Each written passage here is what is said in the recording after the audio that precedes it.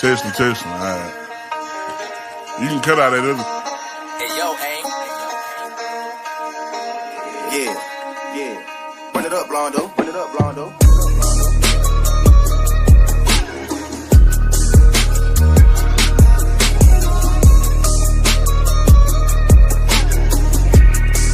Hey, see y'all from Texas, where we sit riding swangers and put diamonds in our neck.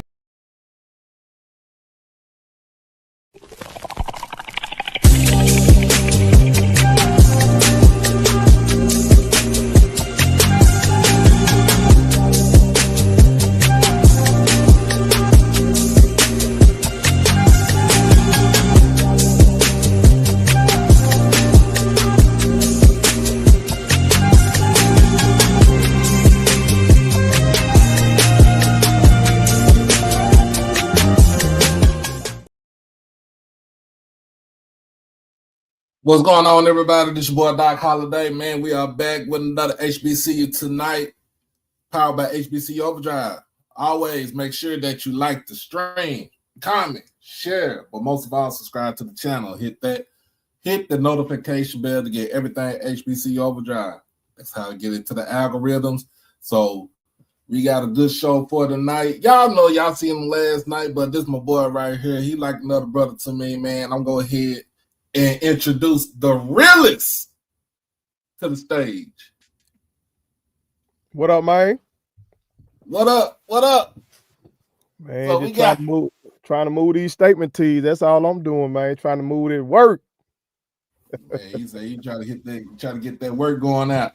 Man, gotta get it out. We ship this across the nation, so I'm trying to move these joints, Jack. He said he like a dope dealer, 25-8. There you go. Now we talking. Hey, some people don't know about that, but hey, man, look, you got to do what you got to do. So, hey, gotta move man, I done kind of been out of the loop a little bit. I had to find me another job, so I got me another job working with the ops over at CVS. Walgreens was full of it, and plus they went private, so it's like I ain't want to deal with them like that. But man, we got basketball. We already got the tournament going on right now. What's your take? And first of all, what's your take on the women's side as far as the swag tournament on the women's side? Well, like I was telling Wayne, logically, Alabama A&M should be favored. They the ones I think should win it. I put more respect on that regular season title than anything because you got 2 months to see who really is the best team. You feel me? So they clearly are the best team. However, this Mars, dog. This Mars. I mean, I'm sure. For example, on the men's side, I'm sure Alabama State thought they were gonna beat Alcorn because they had beat them by 15 earlier in the year. But it Mars. It don't matter what didn't happen during the year, you know. And like I'm telling you as well, records get scrapped. You remember what happened to dog? You know, during the Tamika Reed era, what Southern did to us. You know, that regular season go out the window. So Alabama A&M should win it, but all it takes is somebody get hot. All it takes is one of their girls get in foul trouble. Maybe 2 of their girls get in foul trouble. You know what I'm talking about? Things happen. Things happen in this tournament. Last year for us on the men's side, you know, when our guys got hurt in the championship game. And then it came down the stretch and what? Mo looking down that bench and he ain't comfortable with putting certain guys in. So now we tired and all that kind of stuff. And we lose. Bruh, this that time of year, baby. So it ain't nothing like it. But I got Alabama A&M though. Okay. So last season where I was telling people about what Mo did with the lineup was play a 3-man 3 men off the bench. He basically shortened the bench up. He shortened it. So that way, it was short, Jack. it was short. He shortened the bench up because in his mind, if he would have won, if he would have won, let's just say he would have won the whole tournament. Now you got all your players rested up. Mm-hmm. Everybody rested up because once again, you're gonna get into that first four. When you get to the first four, you want to go. Like you plead to play on Tuesday or Wednesday, and then after that, you off to the whoever you the sacrificial lamb for the number 1 seed. Yeah. So, but and basketball is just so different from football though, because you really just play. You really normally just play 8-4. You know what I'm saying? It be teams who play 10, they just really blessed. If you got 10 guys that can go out there and contribute in some kind of way, you really, really blessed. Most teams gonna play 7 to 8 guys, heavy minutes. You feel me? It's just like I'm saying. He didn't trust Spank last year in that tournament for some reason. Tamarian Hoover, that's what I'm talking about, y'all. Yeah. We call him Spank. He didn't trust him. And then, like I said, Kevion was the one that got hurt, if I'm not mistaken. Yeah, Kevion got hurt. So you go from a 7-man rotation, 8-man rotation, down to 6, and them boy were gas. So I ain't saying that's what's gonna happen to Alabama A&M. I ain't saying that at all. You feel me? I think Don has done a marvelous job. Shout out to Don. You know what I'm talking about? Of course, a JSU alum. You know what I'm talking about?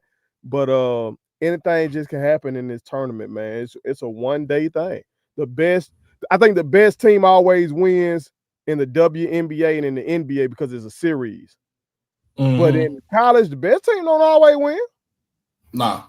It's one-day thing, baby. Just like in the NFL, best team don't always win. In football, in the swag, we better than PB. I know there's a lot of smoke right now between going on. Okay. Hey, let's go ahead and put it out there.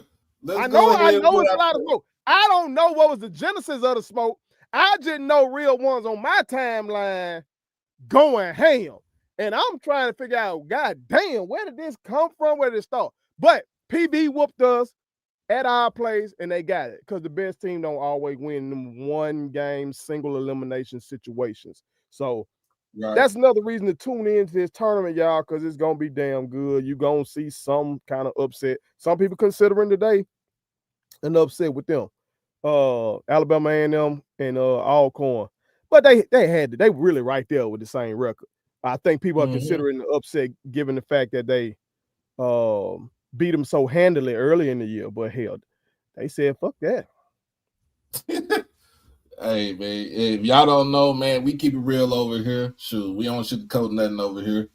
But I did put up while I was another thing that took me so long was I was trying to get these slides in. So of course I got the women's slide right here, the bracket. And if you look at, like I said, if you look at the bracket, dog,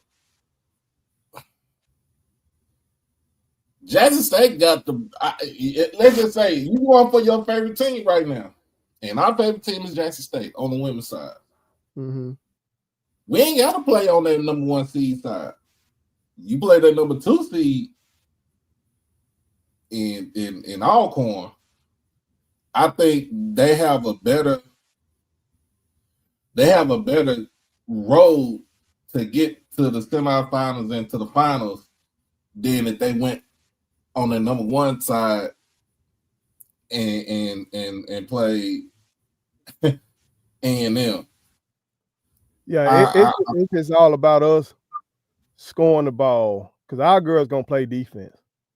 They really gonna play some sound defense, but do they have enough scoring? I still don't know if Miss Pegues is gonna be back with that foot injury. I'm hoping she's gonna be back, and of course we know what happened with Miss Massonet. But we know Miss Massonet quit. We don't know what happened. I don't know. Let me just say that. Yeah. But if they can score the ball, they're gonna have a chance. Well, you know what? I take that back. We not on the side. What's up, Troy? We're not on the side of the Alcorn bracket. We on the side of the A&M bracket. Mm-hmm. And we start off with a tough, we start off with a tough matchup with Southern. That's right. Yeah. Throw all the shit out the door. Throw every record out the door. And that might be doing some coaching over there too. So right. We owed them from last season. And Southern felt like they could get back to, so they can get back to the big dance. And when you think about it, because I'm looking at, I look at the brackets and I look at both men and women, and your real bye starts tomorrow. Mm-hmm. Your real bye starts tomorrow. Your double bye is on Wednesday, and then you really think about it, Thursday is like when all the action start. It's almost like a triple, you know what I'm saying? It's almost like a triple bye. Mm-hmm. Really think about it. I had my reservation said that the number 1 and the number 2 seed need to play on Thursday. Let the 3 through 6 seed play on Wednesday, and then see if you go from there. Mm-hmm. That's how I would take it. But if you look at it, Bethune-Cookman gonna take on FAMU tomorrow at 11 a.m. That's a rival. Throw that out the window, and then Valley, who again won a first round. They sneaky. Quit playing now. Won another first round game. Now Prairie View, okay. I don't know what's going on down there on the women's side. The Prairie View team is young, and she got there she got there kind of late. So okay, but they should be fine next season. Whatever she get out of their transfer portal. So Valley's gonna play Pine Bluff. I like what Coach Leak is doing over there at Pine Bluff, where she took first season really didn't. She didn't get no momentum, no traction because she came in late, and then this season is like it is a whole turnaround.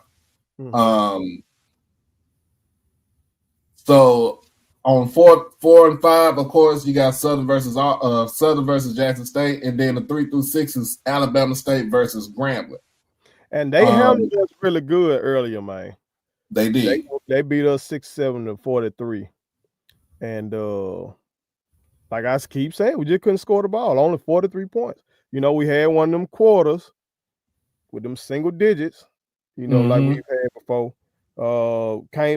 They really won that game in the first quarter. They scored 19-6. It was a wrap from there. You know what I'm saying?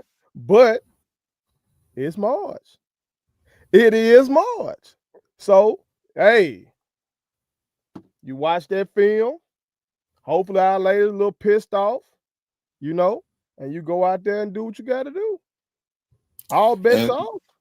Yeah, all bets off. And I talk about this too when I said the last team to go through a conference tournament to win 5 games in either 5 days or 6 days was 2011 UConn, Kimball.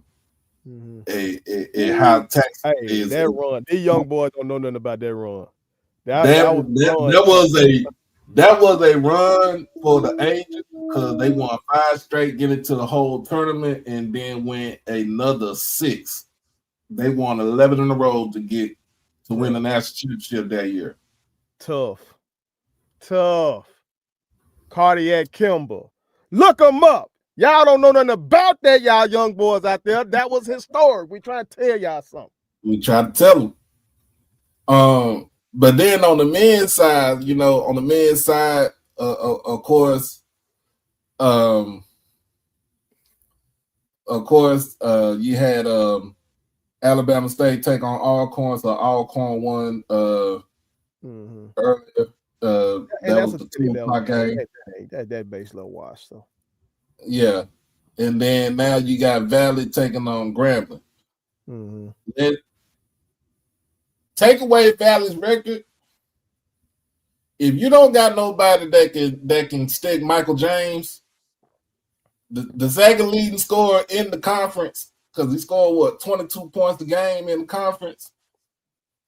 Hey, I know they at the bottom, but they don't play like that. Like I watched them closely in that last game against us. Them boys didn't have their head down or nothing like that. Them boys, they clapping hands, they being enthusiastic, they doing all that kind of stuff. You know, when your team's supposedly trash, you would think, man, you just mailing it in. It's Jack State senior night. You know, we finna just get them. They didn't give us one. Even before Deshaun got hurt, they were still playing. You feel me? You know, and we ended up getting it, but Grambling better play. You know, now I'm not. Grambling might go in there and dog walk them. You know what I'm saying? But I'm saying they gonna have to hoop though. So Alcorn taking on Prairie View, number 8 seed. Prairie, Wayne said last night, you got to deal with that boy Horn, and he like I said, he a dog also. Bethune takes the number 1 seed. FAMU got the number 2 seed. That's a surprise. What I wouldn't call it a surprise because it was the last day of the season.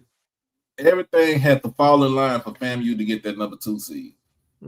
Everybody that was 10-7 had to lose, except for them.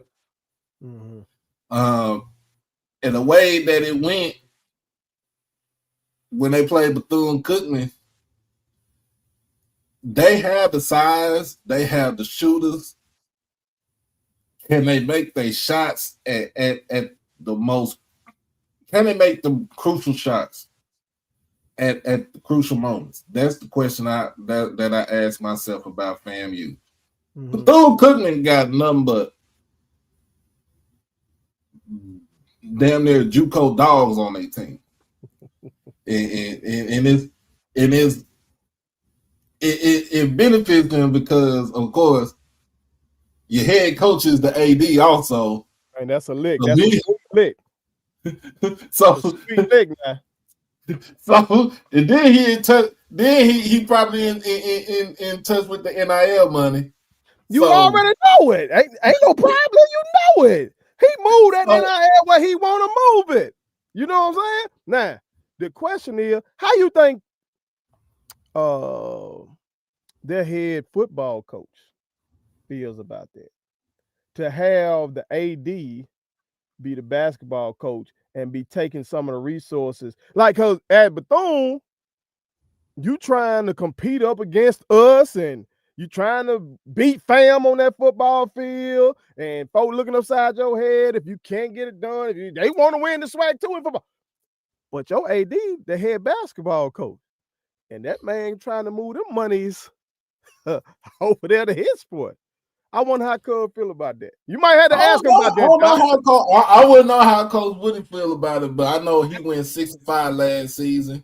Exactly. So I'm like, is Coach Woody like, I could get this thing bumped up to 8-3 if we had like just a regular AD who prioritizes football. Yeah, football just as much as basketball. You know? I know you be interviewing these boys, Doc. You might have to ask them now. Hey, I'm gonna get on my interview. Got to get on my interview game. I had Coach Thornton on here last week before the tournament. You know. Yeah. You know, she ain't looking ahead for nothing. She looking at right now. So hey, she got that thing humming, bro.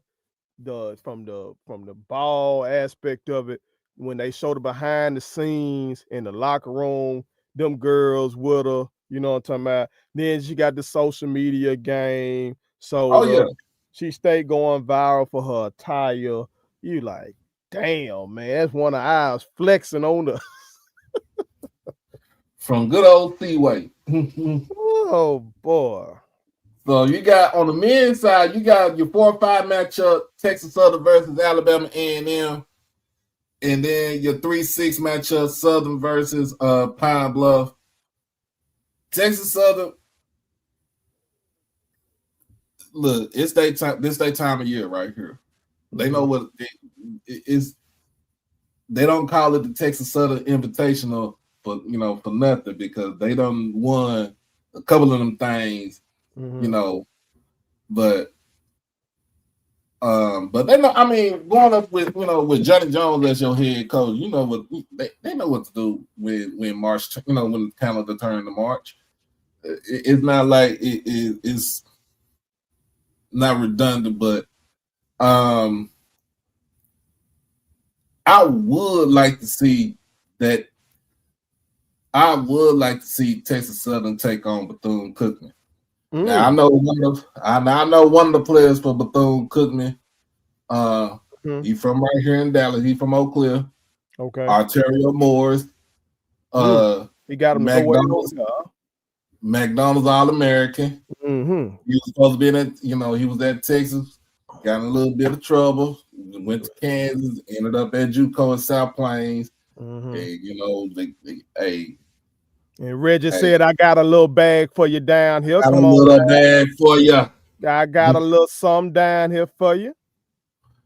I got something for you. You want to see the beach? Come on down here, beach, baby. Show them that beach. Come on down here. Maybe told a girl or two, show them around. Give her that wink, show them around. Hey, but he hooping. Ruzon, he hooping. The big man on the inside. Them Heady brothers, they hooping. I think the whole team is complete, but if it's really complete to me if they had Dr. Bradley out there. If he wasn't injured, if they had him out there, that whole team is complete, because now you add another dude that can actually score 20 points a game. Is that the guy folk were talking about was missing when we beat him? Yeah. Okay. Yeah. And with that, they still had 2 cats put up 25. They still had 2 cats put up 25. In fact, the big man Ruzon put up 25. He had 25 and 14. Yeah. He had 25, and then Heady had 25. Come on, man. Yeah. Now, we had 3 guys with 20 in that. That's what's so damn frustrating about us. All across the league, we got wins. You know what I'm saying? Like, you were just picking up Texas Southern. We didn't beat Texas Southern this year. You know what I'm saying? Like, we so damn frustrating. We can score with anybody in this league when Deshaun is healthy. What's the word? I ain't heard nothing. I ain't seen nothing. Is he gonna be back or what? What's the word on that? I don't know. I haven't heard anything about. I mean, he had 2 years. On crutches. Yeah, I hope he just twisted his ankle. I hope he just rolled his ankle. Because it looked like he rolled his ankle in the last game. Mm-hmm. But he should be ready. I hope so. Because with him, anybody, it just all them boys gonna lock in, play some kind of defense, like a taste. Can I get a pinch of defense? You know what I'm talking about? If I get a pinch of defense, y'all know, like when your grandma was cooking and stuff like that, she said, "Ain't nothing, no, that's too much, baby. Take a little pinch in there. Can I get a pinch of defense?" And we can score with anybody in the league. You know what I'm talking about? Except for one, we got to have something ready for the. Who was that? They put that damn 2-3 zone on us near the end of the season. Out there in Texas. Was that Texas? That was Texas Southern. Texas Southern put that damn 2-3 on us, made us shoot from the outside, kept Deshaun from getting to the paint and spraying out the shooters. And that's that game Dorian wasn't playing again. I don't know if he was hurt. But I know he was coming out as a capper. I do know that part. That's all we know. That's all we know. Hey, he had his candy cane in his hand and he twirling the shit. I saw him shimmying, goddamn. But we needed him. So, but we right here with a lot of these teams. But I enjoyed that Alcorn Alabama State game for the amount I was able to see. Like I told you off camera, I had to go out there and train my daughter. But this tournament, dog, is gonna be lit. It's gonna be lit. I think it's gonna be more exciting than what we saw last season. Because you got both teams. You got all 12 teams in there. And the one last year was good. Oh yeah, the one last year was good. Like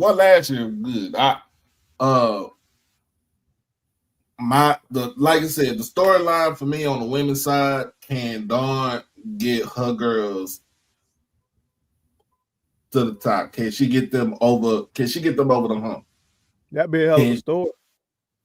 Can she get her squad, can she win her first SWAC championship as a coach? She already got a regular season. Yeah. And that's dope. But shout out to Alabama A&M fans. I was seeing the clips of how packed out that shit was. Oh yeah. What I'm saying? They really showed up.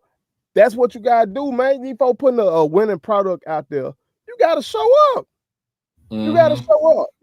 When we were dominating the SWAC in the Tamika Reed era, it should have been packed out. AAC should have been packed out. You know what I'm saying? So I want that. I want that kind of vibe as well, like they had this year. Oh yeah, and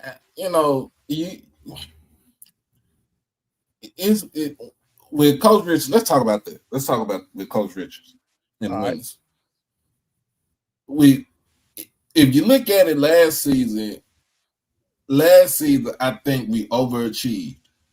Mm-hmm. We overachieved because she started late, recruited late, so she really had to put the team together. But where we ended the season in the semis, mm-hmm.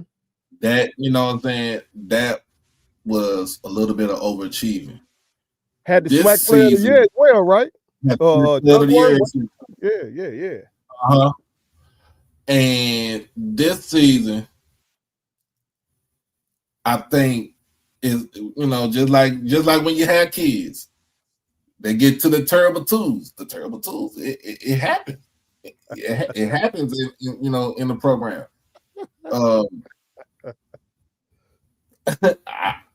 I just say, hey, I'm just being real. You got terrible twos. I mean, with all the issues that she had this season, of course, like you said, with the injuries, Pegues being out, Massonet leaving the team, Skylar Christmas leaving the team, but you win your 5 out of the last 6 games to end the season. A lot of people still mad because we lost the Valley, but let's not sleep on Valley because when it comes to basketball. Yeah, that's right. That's true. I mean, Valley was playing. They the only team to beat Alabama A&M this year. Mm-hmm. They got them early, but they got them early. Got them early, and then they got us late. But when you look at it, for Coach Richards to get the team to a 5 seed, all you need, like I said, all you need to do is just be the top 6 seed, and you get whatever you get your double bye, right? Mm-hmm. For her to be a 5 seed, be on the side with Alabama A&M on that bracket side, it's still a test to what she had to go, what she got to go through as far as with the coaching and with missing players and stuff. Because you gotta realize that at some point down in that 5-game winning streak down the stretch, hell, they only played with 8 players, 9 players to be exact, bro. And I think that explains that Valley loss. Not taking anything away from Valley, because dude, you could tell he doing his best up there. He really coaching them girls up, what I'm talking about. But our girls look really tired that game. They really did, So I hope they're getting some recovery and everything like that leading up to this Southern game, because they just look really gassed. 8 players. You got to think about it. You got 8 players, period, on the team. That means everything you do in practice is ramped up as well, because now you ain't got as many people. Like, you doing a certain drill, and you got 12 people. where you might catch a little break real quick while somebody else going. It's only 8 of y'all. Mm-hmm. You know what I'm saying? So your reps increase. Everything is more. And of course, in game, you ain't getting the same kind of rest that you normally get. So they look really gassed in that Valley game. So Because you gotta play the numbers game. Because with the team, if whatever opponent you playing is gonna have probably about the starting 5, and they'll probably have 6, 7 on the bench, and they could go drop. Like I said, in waves and droves.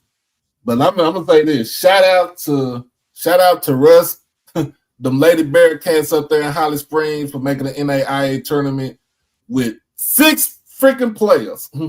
Hey, that's tough. With 6 players. Now 6 showing up is tough, dog. I've seen it happen. Okay, but that's really tough. You got to be hella conditioned, dog. And basketball, bro, a basketball player is like a mix of so many different skill sets, bro. Like you still got to be a marathon runner because you're running miles during the game. I think one study showed Steph Curry run like 3 miles per game. You know what I'm saying? So like you really got to be conditioned to have 6 girls. That's wow. And to win, not only just to play and run out there, but to win, won the whole conference tournament. Shout out to them.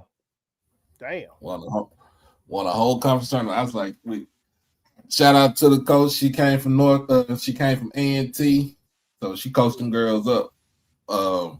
They had a lot of injuries this season, so that's the reason why they won it. And on the men's side, shout out to Tougaloo on the men's side for making the tournament with they 15 seed. And if you, like I said, if y'all wanted to watch some real good basketball on the lower level, y'all should have turned on that Urban Edge Network. It was Suno versus Tougaloo, and they were going blow for blow, even in overtime. That's something that you can't. That's the type of basketball you need to watch right there. It makes it fun. But I'll tell you this though, my head coach from my high school playing days, he's the athletic director over there at Tougaloo, Keith Barnes Sr. Shout out to coach. He's also the head coach of the women's team, but he's also the athletic director. So shout out to coach. Okay, and then we got they said Grambling and Valley being underway right now. We got basket. It's March. It's basketball. It's March Madness coming up right now. Now one of my favorite teams on the PWI level is Memphis. What's going on up there? Cause one of the real ones on my timeline, this brother must be from Memphis, and he be defending Penny. So I figured these folks must be up there. They giving Penny a hard time up there? Well, last season we was 29. They went 29-5. They went in the first. They lost in the first round to Colorado State because they won the American, and it to me it's like this season you think that you gonna repeat what you did last season. Your leading scorer transfers over to go to Kansas State, and of course we already know what happened with Kansas State this season. Yeah,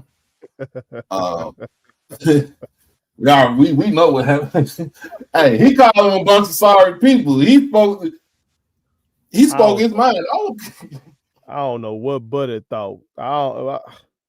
You can't do that. Expect to keep your job, dog. Hey, well, Penny only had, I think he only got one tournament win in his whole time at Memphis. And a lot of people, they want them to repeat. They want him to be just like Calipari. Nobody can be like Calipari. Now, Man, hell, Calipari had all this talent all these years, and all he got is one championship to show for it. With Anthony Davis, I have consistently said Calipari can't coach like that. And he's a Hall of Famer and all that. Woo. He's an amazing recruiter. When it was illegal, he knew how to get them boys that bag. Now that it's legal, he know how to get these boys that bag. But I've seen him. You remember when they had Devin Booker and Carl Towns? Carl Towns. They gone undefeated damn the whole year up until what part of the lost in the Final Four. Okay. Lost he had the ball. He had the ball in one of them twins' hands. Instead of Devin Booker. You remember them twins? The Harrison twins. Damn Harrison twins. And Devin Booker on a Hall of Fame trajectory. And you had that man coming off the bench. Come on, man. Cal don't know what the hell he doing. If it wasn't for AD, he would not have any national championships. That is true. I'll give you that. Yeah, if it weren't for Derrick Rose, they should have won a national championship. Hey, but go back to that. I think a media member asked Cal about his guy's low free throw percentage. He brushed it off like it wasn't nothing. You know what I'm talking about? Because they just so loaded, they just so talented. And in that damn national championship game, I know who was that. Chalmers hit that crazy shot. That iconic shot. I think that was Chalmers. But if Memphis makes their free throws, they win. Yeah. You know, sometimes when you don't emphasize stuff, part of me was like, okay, maybe he just saying this to the media, but he emphasizing it in practice. No, you got to be consistent, though. You got to emphasize, especially when you're at that level, you got to emphasize in the media, too. Let your guys know that this matters to me. All those little things matter to me. And then you go out there and lose because of it. No, I hope Penn ain't there. I hope that ain't who they want Penny to be. Nah. Well, you know, Penny came up under Tick Price. So that's the Memphis coaching legend. That was Memphis coach. Yeah, that was the last Memphis coach before Cal got there. So I look at it like, man, you just got to coach the way you know how to coach, man. That's all I got to say. Hey, Valley up 8-2 right now. Yeah, I got it right here in front of my face. It's very early. It's very early, but I'm just saying, folks, these boys don't play like they the traditional Valley. They be trying to do something. They trying to hoop. Let's talk about. I got this subject because this came up the other day. We all know. Look, if you're from the state of Mississippi, you know who Rob Barnes is. Everybody know who Rob Barnes is. If you're from the state of Mississippi, because he's coach at Ole Miss. So he's over at Cal. I think he's at Cal State Bakersfield.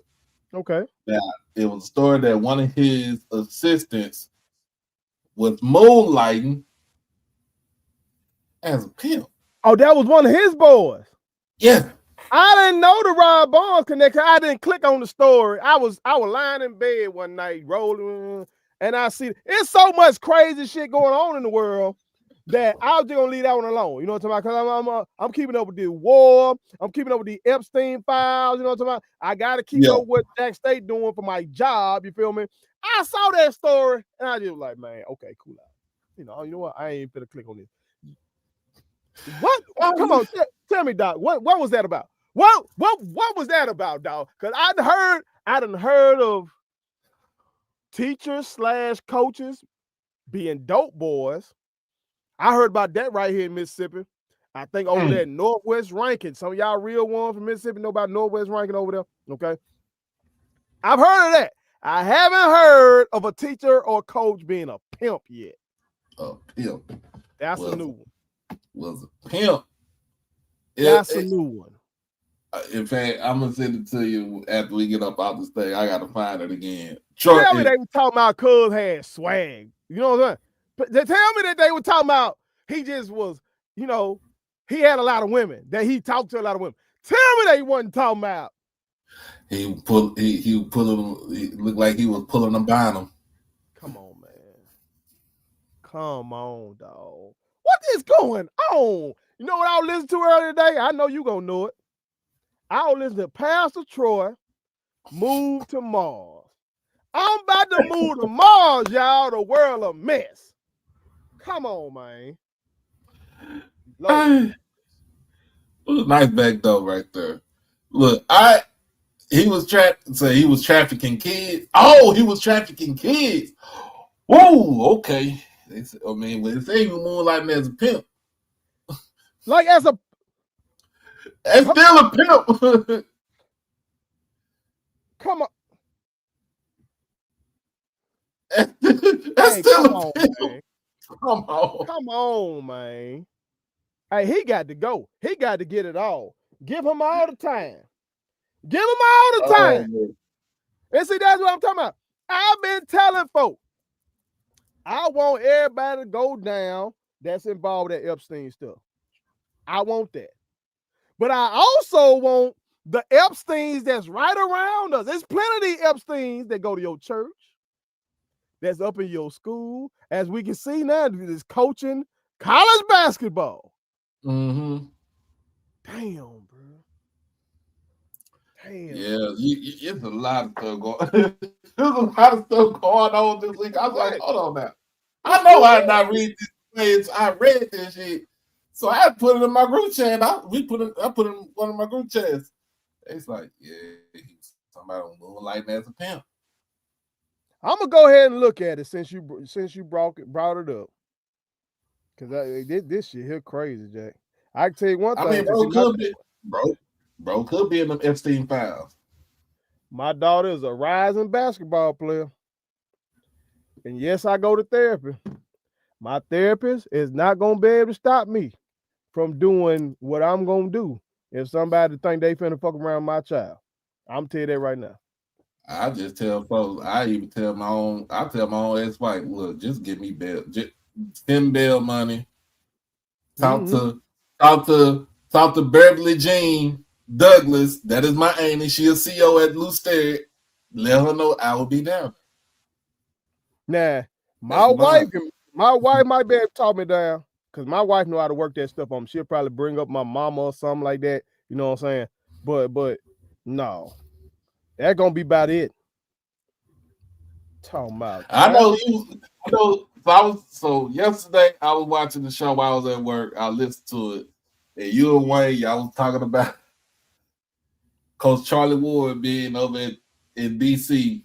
Man, what did the chat say? What did the chat say about it, Doc? Because I didn't know. I couldn't see the chat. Did they? I was asking a question. I was asking a real question. I wanted to know: is he MAGA? Somebody got to tell me now. Farmer FAMU folks in here, is Charlie Ward part of the MAGA community? It be 100, y'all. This ain't an indictment of y'all. It's not an indictment of y'all, because we didn't fuck around and have some MAGA over here as well. Oh, there's a lot of folks trying to say Dion slick MAGA. Okay, you know, if not MAGA, we know he don't say nothing. He ain't gonna say nothing. You know what I'm saying? So it's not an indictment of y'all, but just tell me what's happening there. But now, I'm gonna light him up if he is. I don't think Troy was in school with Charlie was at Florida State. Troy is a Florida State alum. Mm-hmm. he got the juice on. He got the info. Let me see. He said to come up. Ever man, look, we be on the other show, Gather Old Men podcast. Mm-hmm. So we be talking a whole bunch of noise. Basically, they be talking about Bethune-Cookman, because I'm on there with a lot with a lot of rattlers. Mm-hmm. But you know, they like my brothers, they family. But yeah, man, we just want to know. You know, when you know some people when you got money. I don't want to light him up if he was just up there really trying to, you know, represent. They didn't have no players in there. They talking about players, but didn't have no players in there. So if Charlie, who used to be a player, you know, a Heisman winner, then went on to play in the NBA, if he thought, hey, I need to go to represent that side at least, then I can respect it. You know what I'm saying? But if that man MAGA, I got to light him up. What's going on, brother? What up, Troy? You not there in the tent? Listen, man. You out there in the tent? If you see me take off with that little pew pew in my hand, just know that raccoon got to go. Just know, raccoon done messed up. He got to go. With Charlie Ward, it's real. Like, I ain't finna sit here and lie to you. It's real complex. Yeah. I can't tell you definitively he is or he ain't. I just know there are a lot of people in religious circles that do cross. You know what I'm saying? So he got a lot of. He's building this athletic center. He's doing work in the community. So a lot of that funding is people in those worlds, like Corey Simon. Corey Simon might not be MAGA, but he's definitely a Republican. And it's still fuck Corey Simon. Excuse my language. So I'm not 100% sure that he is or he ain't. He has a lot of people that floats in those circles. So he's not gonna offend any side. Just like after the whole little meeting or whatever, he just wanted to make sure that the revenue would trickle down to HBCUs. That's the statement that was put out. Because if that's the mission, then I don't want to rip him. Right. But he was looking real comfy up in there. You know, he if you look at the second set of pictures with him, he may be more comfortable with Trump than he is Puss in White Boots. Because if you look at the second set of pictures, he looked real uncomfortable sitting next to that dude. Is that what y'all call DeSantis? Puss in White Boots.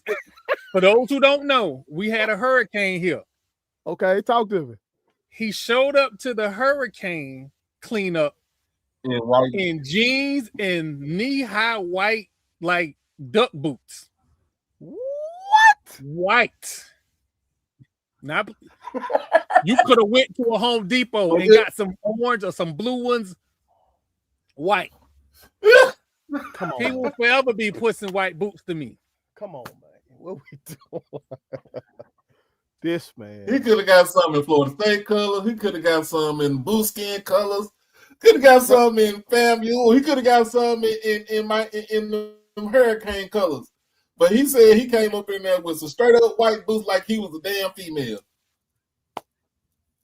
If you look at the video, them things stayed clean from the time he did the press conference to the time he left.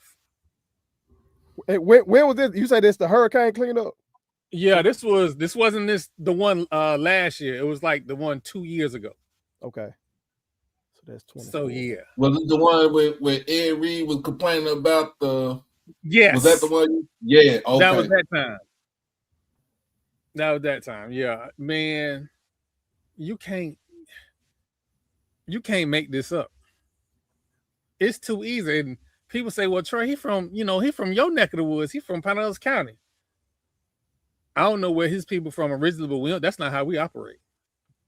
We operate with good goddamn sense. You're not finna mess up no white boots when you know you finna go be in some mess.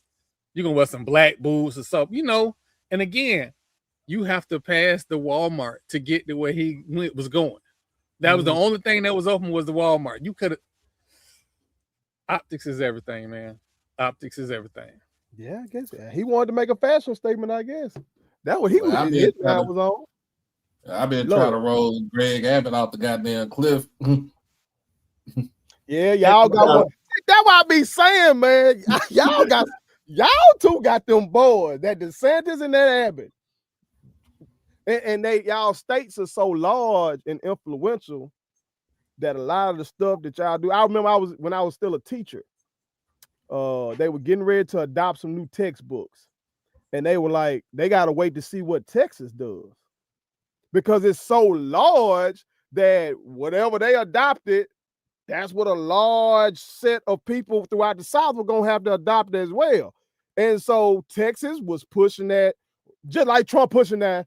We need to, be more patriotic in our history, and they were trying to dumb down the history and all that kind of stuff. So I'm in there like, wait, what? Why we gotta adopt a book that Texas doing when we know what they own? The governor on TV saying what he's trying to put in these textbooks. I'm not teaching that. Mm-hmm. So yeah, old Abbott, Lord have mercy. Doc, how was it on the ground out there with this Crockett and Tallarico joint? How was it on the ground? Was Tallarico disrespectful to her? Because if he was disrespectful to her, then I can't get behind. Tallarico had they pretty much one and the same. But if you really think about it, Jasmine Crockett gonna say what the hell she want to say. Mm-hmm. It's the fact that here a lot of people don't vote until it's the actual general election. They're not gonna get out for primaries like that. Yeah. But if you think about it, our strongholds, our Democratic strongholds are in big cities. It's Dallas, it's Houston, it's Austin, it's San Antonio, it's El Paso. Any other, people be like, well, the rest of the state is red. Well, because the rest of the state don't have big cities like we do. Fort Worth was blue for a while, for a good long time, until the mayor Betsy Price, she didn't resign. She retired. She didn't run for another term for mayor for Worth. So without her being in there, and when they turned Fort Worth from blue, they went from blue to purple, and then from purple to almost red. But you still got places in Fort Worth, like Crowley, which is almost a mix of black, Everman, which is straight black. You still got the hood, you still got Stop Six, which ain't nothing but black people. That's Dunbar High School. That's historic, that's historic right there. Dunbar High School, historic right there. You still got East Side, you still got Como, you still got certain parts like South Hills, that's Hispanic right there. You're not gonna be able to turn it, people say you gotta turn, you want to turn the state blue, but you got some people gotta realize we got 254 counties here in this damn state. Out of 254 counties, there's only probably about 20 counties that are basically, metropolitan areas. Mm-hmm. The rest of those is like straight rural. You know what I'm saying? But you got like places like Lubbock, which is a college town. You got 3 universities there. 2 of them are private. 1 of them is straight up party town in Texas Tech. You got Midland and Odessa. All they care about is oil, because ain't nothing out there but oil fields. And then you got East Texas. You got your Tylers, you got your Lufkins, Nacogdoches, Marshalls, Longviews, Texarkanas, Paris. You got those places, the Jaspers. You got those places that you got Southeast Texas in Beaumont, Port Arthur, the Golden Triangle.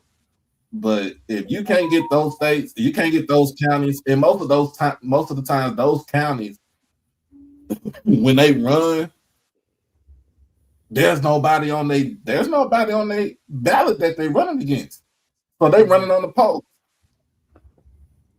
So when you think about it, it's like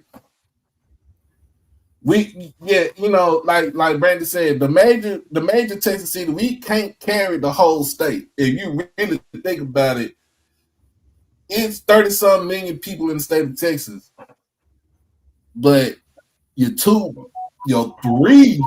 4 major metropolis is Austin, San Antonio, Dallas, and Houston. Mm-hmm. Some of Houston ain't blue. you got places like Kingwood, Atascocita. You got places like Spring, Deer Park. They all red. You got places in Austin like Lake Travis, Round Rock, Pflugerville. That's red. Of course, here in Dallas, you got places like Plano, Allen, Frisco,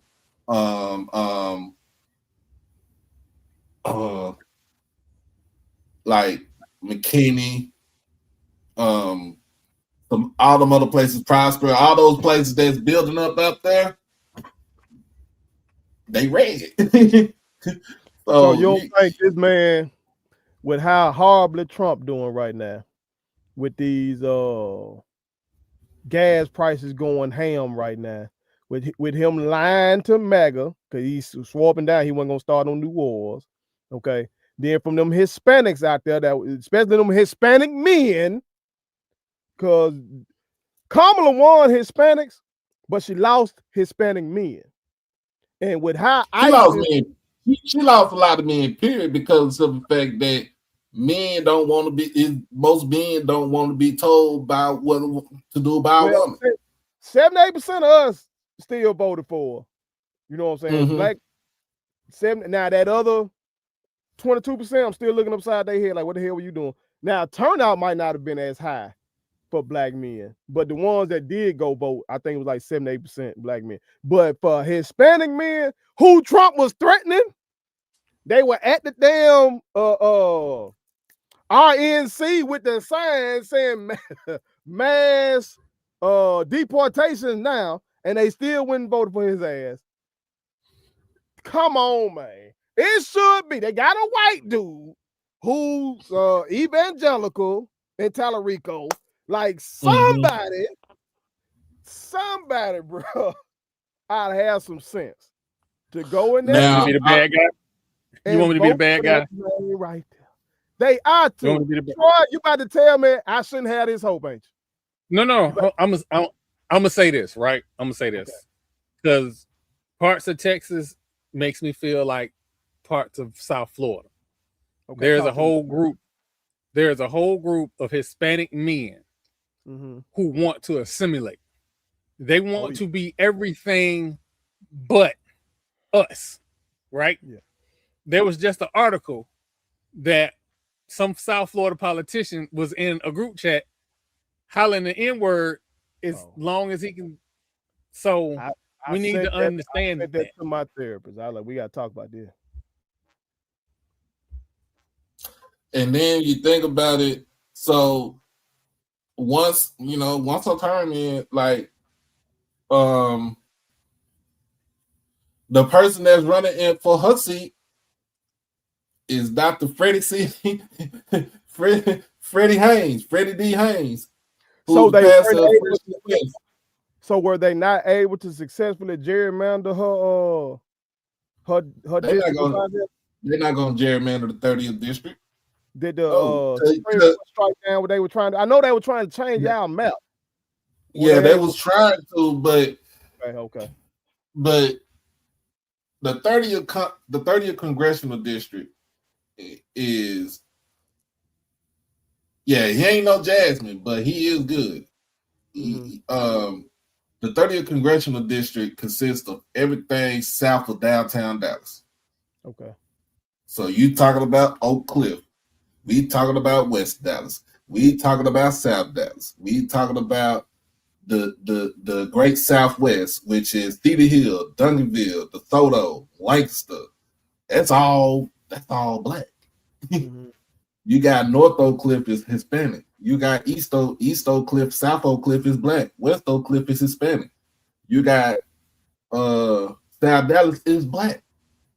Is they try to gentrify it, but it's still black. But ain't nobody about to beat nobody. Nobody's gonna beat her out. Nobody gonna beat that district out like that because it's represented by us. Now, if it was somewhere where I stay at right now in Irving, Oh no, she wouldn't get this part of the city. But anything south of the Trinity River and south of downtown, oh, she got it. Mm-hmm. So, but more likely he is going to end up being. I think he's going to end up being for her seat in the 30th congressional district. Because remember that black dude running on the Republican side in the primary out there. Because that boy was showing enough cooning. I saw some clips of him. I said, God damn. These boys really I do not care about like Stephen A. Smith really leading the coon off right now. These boys showing out. Do you know what I'm talking about? I think I know what you're talking about. I still got to see some video, but I don't even watch Stephen A. Smith no more. Donald's. Nobody can be worse than Byron Donald. Byron tough. Byron up there. It's like a first team all coon. Byron is on there. Tim Scott. So I don't even know if I should put Clarence Thomas at like on the team where he'd just be emeritus. Like he just always, just up there. You know what I'm talking about? He up there. He up there. Oh, you said Tim Scott? Yeah, you got to show him love on first team all coon. Got to. Okay, yeah. Yeah. Wesley Hunt, is that a Wesley Hunt dude? Damn, that's him. Wesley Hunt. That's him. Yeah, I said, man, that joker, he really cooning, ain't it? They really trying to, they want to maintain that first team all coon. You can't trust nobody that don't have a suit that they can't breathe in. Can't trust them.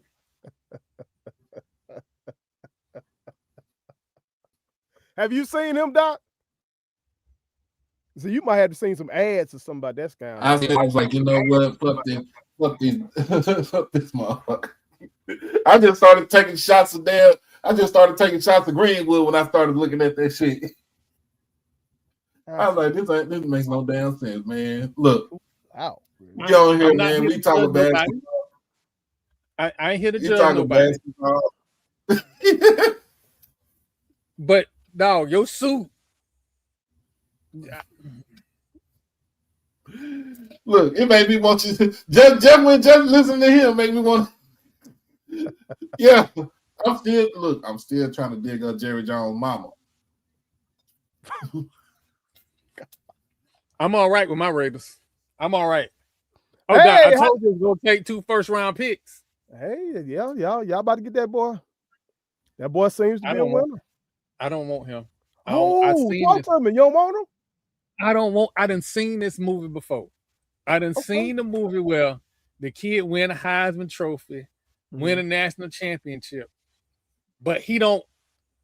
When the first thing they talk about is intangibles and his back shoulder throws, talk to me about a dude that's he physically this, he physically. Let's start there, because sometimes you can teach a player intangibles. You can teach him how to read a defense, but if he ain't got now he got heart. I like that. He ran over them Ibis in the championship game. He got heart. I give him that. But I need something else other than the intangibles. Who you looking at then? Who you rather have at one then? I don't want a quarterback right now. Okay. Give me one of these veterans for a couple years till we can see somebody come out. Well, what's called just stole $58 million from you, so it really didn't even matter. It happened. Geno Smith. But Geno. Listen. I still say the biggest thief from y'all was Jamarcus Russell. That was tough. He ran off on y'all. No, is he the one they said they gave him some film just to see if he watched it and he lied about it? They came up with some elaborate story about him not watching. Yeah, that was him. Jamarcus Russell gave him film. It told him to watch the film, and he said he watched it, but they realized it wasn't nothing on the film. It wasn't nothing on the film. It's something like that. Who was his offensive coordinator? Ooh, Jimbo. What I told y'all about Jimbo. Was it? He was? Yes. At LSU? Yeah, he was. Yeah, LSU. He was offensive coordinator at LSU. Yeah, Jimbo Fisher. Yeah. He went under Saban. Jimbo. You do realize, let me tell you how God worked, right? Jimbo Fisher came to Florida State as the offensive coordinator. Uh-huh. We had a all ACC quarterback, Drew Weatherford. Drew Weatherford and his brother tried to offer Florida State private equity to build on the stadium that they have now. And we said no. And I'm glad we said no.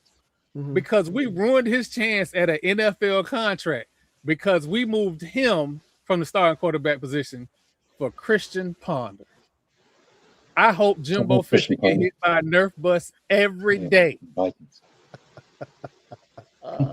we got blue up in here too.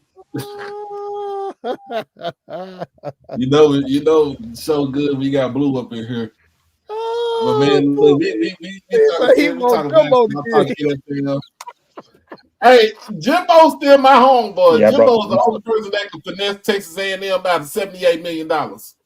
Hey, he showed up. Bro, when I saw that, I said, this is the best job in the world to get to be a fired college football coach at that level. Why y'all not? This is not new for Jimbo. Jimbo was lying at Florida State on his radio show while the Texas A&M jet was at Tallahassee Airport with the Texas A&M logo. He didn't quit. He got fired. Yeah, the Aggies still paying him. Yeah. That's the reason why they got Mike Elko on the discount. Hey, yeah. Blue got it right. Blue got it right there.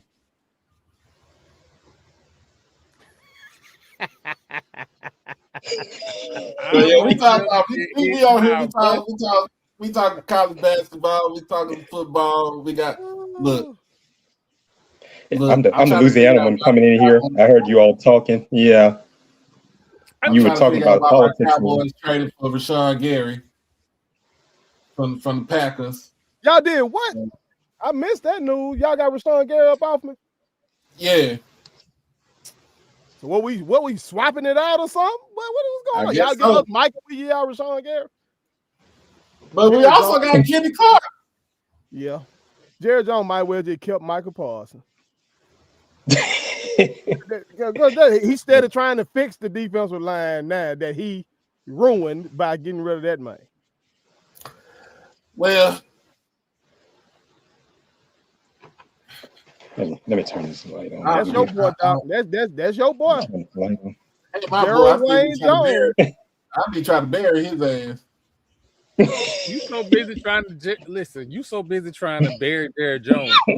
Steven might not be the one running that franchise. It might be the new daughter that that we just found out was his child. She might be the one. Hello, Jerry had a secret baby. He was hiding his child from the world like Drake. It's been rumored. Yeah. You pretty much doing that. This is fact. He had to take that DNA test. That's his baby. Okay. I'm careful about that. Allegedly. Okay. Man, we did that story. The only thing that was missing was Maury Povich from that story. Maury Povich. You're not the father. You're the father. Come on, Doc. I told you, I be telling y'all, man. Troy know what I'm saying. Let me go dig up his mama to put that black dress on so we go ahead and bury Jerry Jones. Get him out of there. Y'all Cowboy fans. My brother. I like Cowboys, but hey, I'm realist about him, man. Gosh, it's just like a soap opera, like JR. That's the real life J.R. Ewing. No, he is. Yes. Yeah. Rest in peace, Larry Hagman. J.R. Ewing. I'm sorry. If all y'all young folks who don't know who the hell J.R. Ewing is, J.R. Ewing. Oh man, who shot J.R.? You know they don't know nothing about that. No, they don't know anything about that. I'm 50 years old. I'll be 51 this year. Oh man. Them young kids, these young kids. If you tell them young kids who shot JR, they ain't gonna know what the who shot JR. Like, what are you talking about? Don't even tell them about the year Bobby came back from the dead. Oh, Bobby. I remember that. I remember that, Troy. Oh, Bobby. He came back from the dead. Who these young kids know about In the Heat of the Night? In the Heat of the Night, yeah, man. Chief Gillespie and Virgil Tibbs. Hey, Call me guess Mr. what? Tibbs. Hey, go my mama. Shout out, Oh, mama. man. Hello. Hey, Troy. You talking about bringing Hey, back go, from the my dead? You know, Victor Newman. Been brought back from the dead many times on Young and the Restless. And my mama, boy. My mama, I used it's some news came across, and my mama thought that man had died. My mama started crying. You know what I'm saying? She thought that man had died.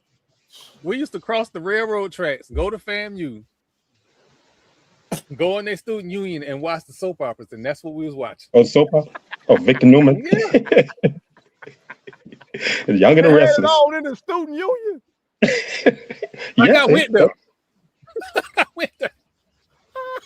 They have a black one on now. You seen one with Clifton Davis, Beyond the Gates. Man, Yeah. that's one of the things. Every time I see the commercial for it, I get sad because I couldn't help my mama survive long enough to see that. All black soap opera, bro. Long my mom been watching soap opera. I'm 41 years old. She watched soap operas every year of my life. 50. I'll be 51 this year. Yeah, so that's a big thing. Man, I'm surprised they I'ma did tell that you in this like era this, of no DEI and all this kind of crap that they did all. Yeah. Because one of them, they had a I'ma tell you diverse like cast. my- You remember I'ma tell Another you World like used to have a my- diverse like- cast. I'm gonna tell Back you in the what my day. great grandma used to do back in the day when she was still living.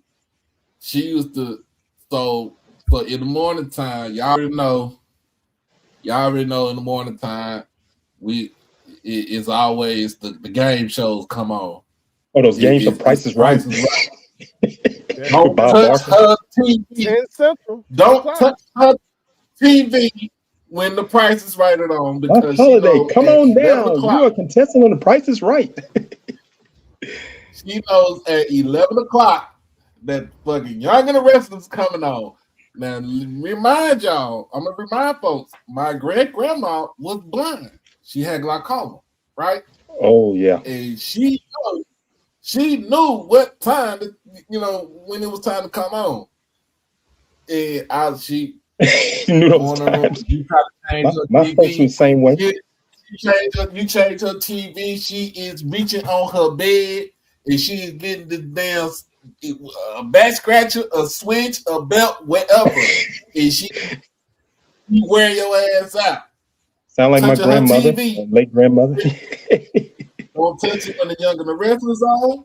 Don't touch it when she ain't never watched Days of Our Lives. Don't touch it when As the World Turns, you could probably was on during that time. on. Don't touch it when General Hospital okay. come on. Leave General her Hospital. shit where it's at. And then you remember this when Oprah was still coming up and she had her show. So 4 I remember when Oprah first came on the air during that time, back in '86, I think 1986. Yeah, I remember she first came on the air with that talk show. Basically, don't touch her TV. I remember she went on.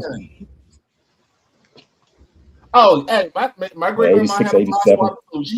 It's in it. I'm gonna tell you like this: kids don't look. Kids don't understand what we went through when we was younger, where anything that was around your parents or your grandparents or your great grandparents was considered a weapon of mass destruction. Anything that's available, they're gonna hit your ass with it. Yeah, my grandmother. Yeah. My mama had an arm like Randy Shanahan with a shoe.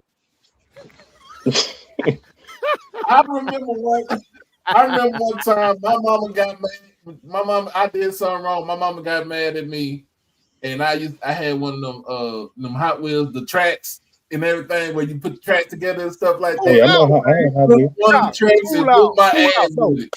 Bro, yeah, I remember those tracks. I went viral. Those rubber tracks. This is 26. Back in 23, talking about how our parents used to whoop our ass. And I left out Hot Wheels tracks because that's one of the few things that I hadn't experienced. That I had the house shoe in the video, I had the fly swatter in the video, I had the switch in there, of course, the belt, all your typical ones, you know. I even represented for the new school. No, the new school mamas, they had a little Nike slide and everything. I had all that. But so many folks were commenting saying, how you gonna leave out the Hot Wheels tracks? And you telling me you one of the victims of the Hot Wheels track? Yeah, I'm a victim of the Hot Wheels track. I'm a victim of the Hot Wheel track. Yes. Hot Wheel track, extension cord.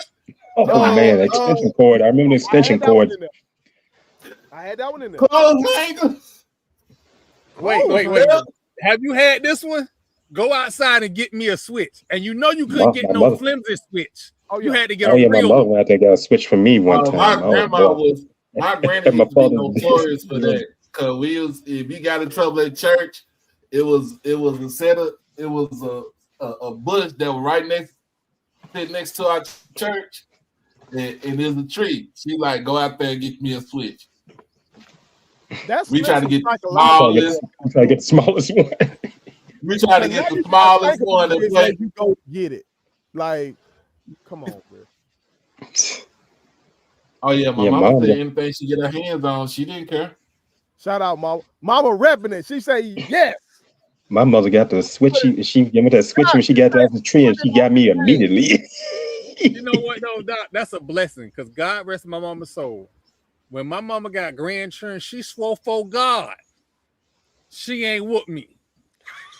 And I used to tell my children, that ain't the woman that raised me. Don't believe her.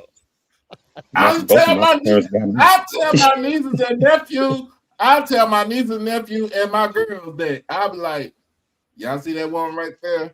That woman was crash out. She was major crash out when we were growing up. She didn't care. She did not care what we was doing. If you didn't, I mean, one time me and my sister, we had to be young. I had to be about at least 5. My sister had to be like 3 and 4. 3 and 2. So we was in the house and we ended up trying to cook breakfast right in the house. But we made the breakfast, but we fucked up the kitchen. Hey, we had flour with everything on the floor. I'll be right back. My mama came in the house. Okay. My mama came in the house and she was like, you know what? I'm not even gonna say nothing right now. Y'all made a damn good breakfast. I'm about to whoop y'all ass, right? Mama, you ate the breakfast and still brought out the belt. The breakfast didn't get y'all out of the whooping, man. Man, look. She didn't play my mom didn't play no game because at the time it was just her. Right. Now my daddy, I don't know. My daddy had the switch, and I know my daddy used to have this switch in his head. Don't fuck with it. Cause I tell people my daddy was a mechanic. And he did not care. He gonna fuck you up. Long as you didn't mess with his beer and anything else in his house, he was fine. Don't touch his car either. Cause I think he had this old brown Monte Carlo. And he was working on it. And there was a story that my mama told me. She said that when she was pregnant with me. And my daddy came and picked her up, and she was asleep. And like an hour and a half, 2 hours later, he was in Kilgore. That's where my daddy from, in East Texas. Kilgore, that's where the community college is located. My mama is from Oak Cliff. Like, ended up in Kilgore. Cause my daddy went to go do some stuff. And I don't know, she talking about, you need to take me. I'm about to take me home. She was like, take me home. Because she wasn't supposed to leave the city. Man, but I will trade a whooping from my mama than one from my daddy, because my daddy would talk to you for 45 minutes. Like he had to build it up for 45 minutes. And Dad gave me the belt. And then he gonna whoop you. Come on, man. Let's just go ahead. Like at one point, I was like, I just beat myself. Come on, let's get this over with. But you're gonna get the lesson and you're gonna get the whooping. Oh, you talking about stay at execution. Man, mom got me. I'll tell people this story. So we lived in Oakland at the time. We living in Oakland. And actually we was living in Richmond. Oh yeah, Richmond. That's what Master P was in Richmond, California. Everything they said about Richmond is hood. It was Richmond, California. Yeah. So you telling everything. I'm telling everything. He was in Richmond, California. So, hey, Doc, your mama want to make sure the statute of limitations is on these. You out here putting out her business out here now. You run the risk. Statute of limitations went up, man. You run the risk of her handing out a new one is what I'm trying to tell you now. So think about that before you tell this story.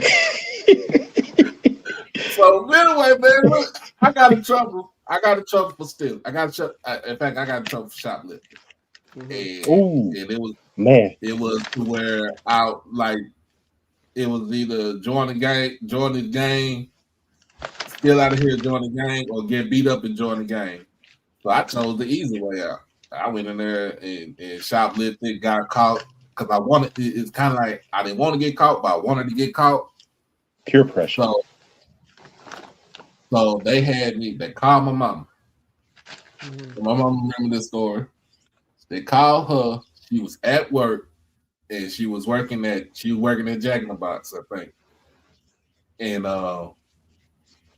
so they let me out. They let me out of the building ahead before she even got there.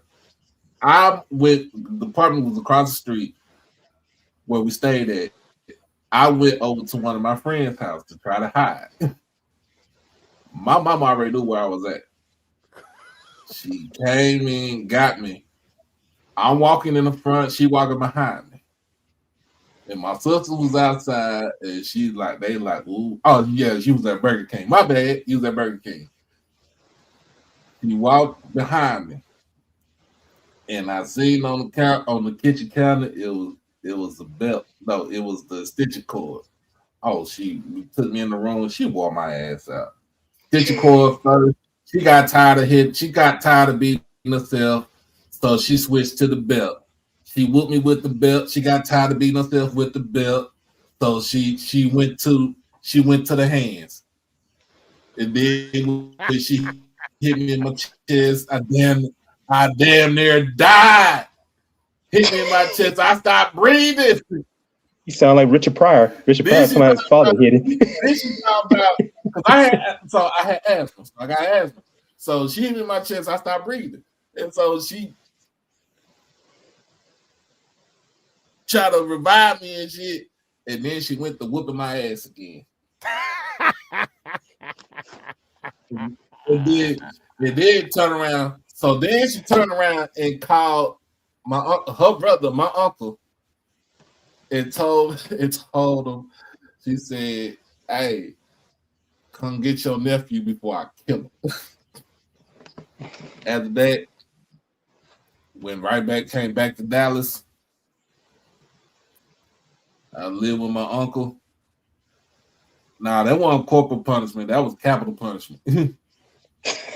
that was capital punishment. Getting punched in the chest. That sounded like Richard Pryor. Richard Pryor talking about his dad. They caved his chest in. I was 10, get ready to go on 11. Yeah. And then she took me with my uncle, and then my uncle wasn't better. My uncle, see, and this is the thing between me and my uncle, we like 16 years apart. Because when my mama had me, my mama had me when she was 18, so my uncle was like 15, 16 years old. So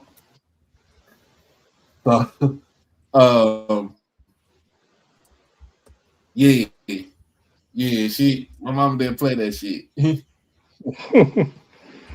But did I die though? No, I wish I did. I was just about to point that out. They said, did you die though?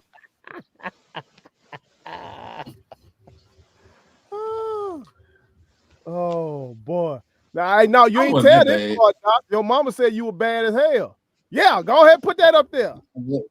Your mama I was bad. she said it I was wanna- justified. Everything was justified. That's what she said. I wasn't no silver cap kid, but you know what I'm saying. I was bad as hell. I'm with you, mama. I I'm got from the you. hood. I ain't no trained attorney, mama, but I'll be your attorney in this case. I got you. Oh yeah, my mom was out there, so she was with her. She was with me for this season for the first game of the season, right. And for homecoming, she came with me. She was on the sideline with me. Hey, I'm gonna be at homecoming. I'm gonna be at homecoming. There's I need to know. I need to know two things: where I can get me some good gin, and where I can find me a hole in the wall spot. That's all I need. I've got to tell you all, man. It's on a somber note. HBCU news. A guy who's a friend of mine. He was kicker at Grambling back in the '80s. In the mid '80s, he passed away last Monday. Artishar Noblehall. He was a kicker for '85 and '86. He was 1985 MVP of the Bayou Classic. Addie and I struck up a friendship. He was from Tehran, Iran. What happened when he came to country, he was at Buford High School, football powerhouse in Georgia. That's where he graduated from. He started after he left there. He started out at Alabama State, but he transferred to Grambling, and he could kick it too. He was jersey number 1, but he passed away last Monday. He was in his 60s. Oh wow. Oh, wow. Cool, one of the nicest people you want to meet.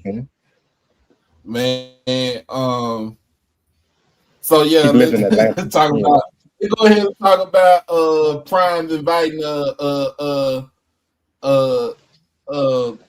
Mike Jones, aka Tremaine Jackson, up to Colorado for the little visit over the past weekend. I saw that he was up in Boulder. Yeah, let's hit that because I gotta get off here and go cut Mr. Bear's hair.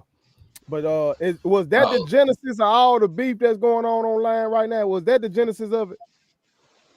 Because I'm just seeing everything come out today. I see Coach O weighing in. I see Tremaine and said something back like they throwing subliminals at each other. You know what I'm talking about? Tremaine. I'm like, bro, what the hell is going on? I saw his posts. The way I found he's one of my Facebook friends. I started seeing posts of him up there with Dion. I said, oh, okay.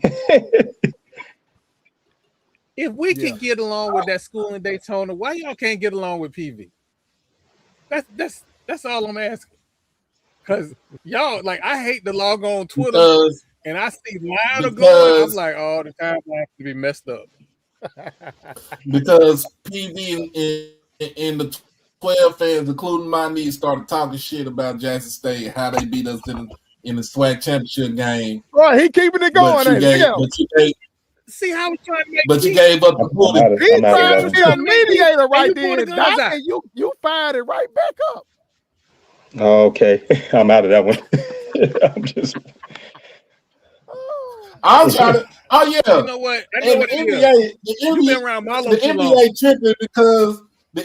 tripping because they don't want to have Magic City. They want to have Magic City with the Hawks. I would.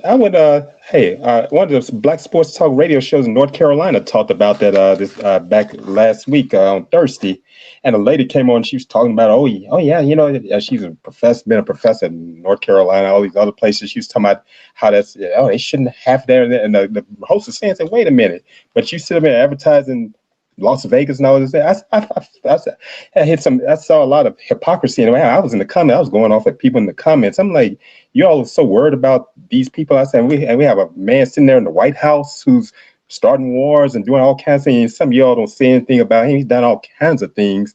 He worrying about what these people do at Magic City. And also, I told these people I wanted them to know. By the way, the owner and founder of that place, Mike Barney, is a Duke University alumnus. Show you how smart he is. Yeah. If you don't want, you don't have to go in there. Man, they wanted to have Magic City night with the Hawks. Had the lemon pepper stepper wings up in there. All you were gonna miss was the damn stripper poles and the strippers coming down from the ceiling and shit. But this was nothing. It was wild, like the man. Hawks is doing great. It was nothing to be mad about. It's not like the house doing great. And they said T.I. is going to perform. They sold some hoodies, and they bringing people in to have some lemon pepper wings. That's it. Ain't no strippers or nothing. But we can go back. They're not bringing to the arena. No, they're not coming to the arena. A whole nightclub in the arena. Yeah, think back to Dr. Jerry Buss. The Forum Club. I read about the Forum Club. You know. Yeah, man, I remember the Forum. I've seen it. So I'm a Laker fan, but it's more the. Yeah, I remember the Showtime Lakers. But I read about the Forum Club. That was that Forum Club. I passed by it on Inglewood. What's going on up in there, Jack? Dr. Buss was a freak, man. Oh, he was a character. Yeah. He put a great franchise together. I'm just saying, T.I. gonna perform. T.I. was gonna perform at halftime. You know what I'm saying? He probably gonna put out his new song that he flaming 50 Cent up with. Shout out to them Harris kids for flaming up 50 Cent. Cause 50 being paid to talk about their mama. Hey. But they in bed with the gambling. I was thinking about this with the musicians. And what do people consider acceptable sins? Because it seemed like if you do something with women appropriately, now you should be, ostracized. Like what Diddy going through, he supposed to be getting that. What Kale's going through, he supposed to be getting that. But then I be saying, okay, Hov sold crack. Jay-Z was a crack dealer. Yeah. He sold crack to his own mama. Jesus sold crack to his own mama. 2 Chainz talked about selling crack to his own mama. It don't be like no banishment for that. That's like an acceptable sin to folks. So with the NBA right now, the gambling, they are fully in bed with gambling. Okay? Yeah. If you got a show, it's gonna have something to do with gambling, gonna be on there. They're gonna talk and liquor. Yeah, that's what those ads are going to be.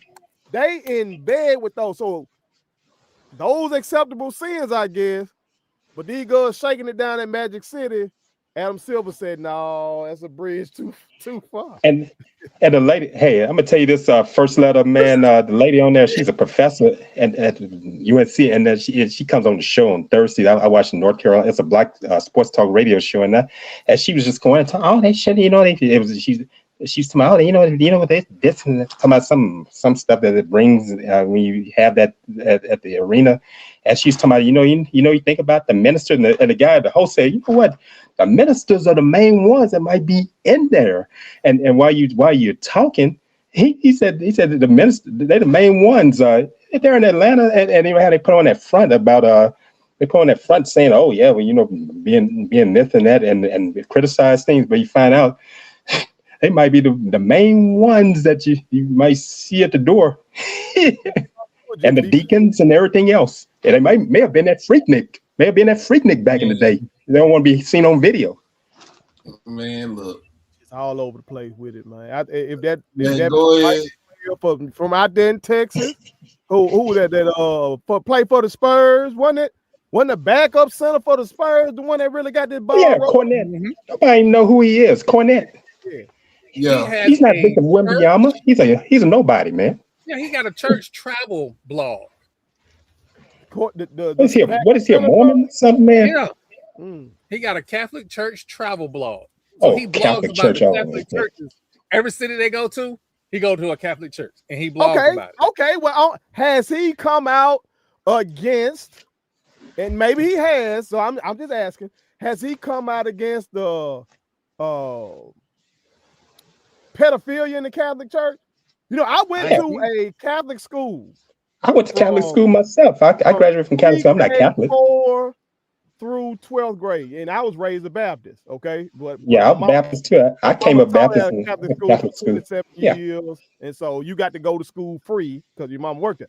So, but when I went to high school, we had a priest there at the school that we liked. He in his homily, they call their sermons homilies and stuff. Homilies, yeah. I've been to masses. I remember those homilies. This is in early 2000, so Jay-Z was Jay-Z at that time. I remember distinctly him mixing in H to the Izzo into his homily. And we loved it. They do that in New Orleans. Those black Catholics in New Orleans do that. Yeah. Man, and that priest was gone. We got called into the gym and for an assembly. We weren't told why he was gone. We were just told he was gone. He had allegations on his ass for the previous school he was at for messing with some boys. And he ain't going to jail. He just got moved along. They move him around. They move around various dioceses. Yeah. So whoever did, what the center name? Cornette, you say? Yeah. Cornette. I need him to be vocal about that too. Then, if you something. Them and the Latter-day Saints, yeah, they a lot of hypocrisy in those religions. Y'all so nice. Y'all being real nice. It's a lot of anti-black in what you say.